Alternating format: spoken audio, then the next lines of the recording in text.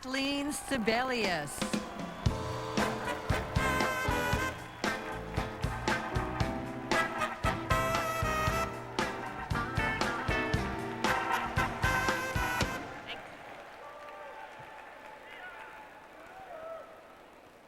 We're gathered here to celebrate our party, its values and traditions, and we're here to celebrate the noble and worthy cause of public service, of giving back to our communities, our states, our nation, of selflessness and self-sacrifice.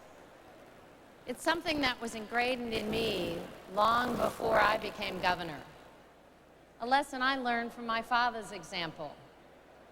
My father, Jack Gilligan, was and is a member of America's greatest generation. Young men drawn to the cause of freedom and justice by the horrors of Hitler's march across Europe. Like so many of his generation, my father served his country ably and honorably. I'm proud that for his valor, he earned a Silver Star. That was a different time. Young men across the country were enlisted into service in the pursuit of a global menace, which, as many of us remember, was not the case 2 decades later when America went to war again in Vietnam. The cause there was far less certain. The call to service not nearly as resounding. But let us remember that back in those uncertain times, the man who will stand before us Thursday night stood up for his country.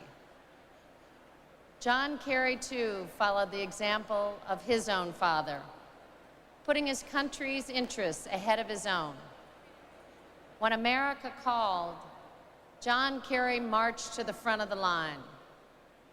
He earned a Silver Star, a Bronze Star, and 3 Purple Hearts, and refused to leave a single man behind.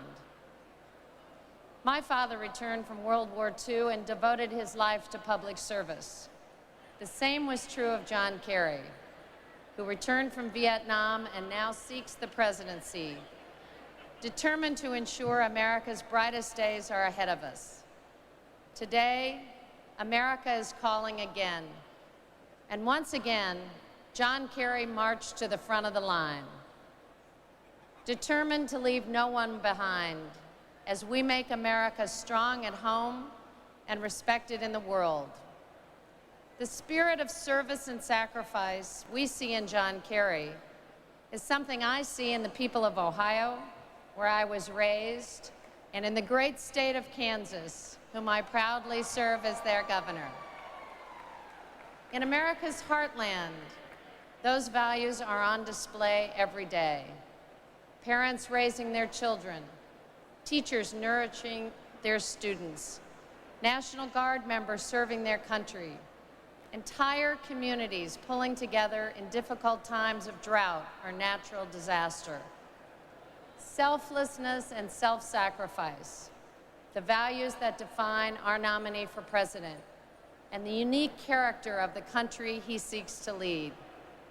Thank you, and God bless you. Thanks very much.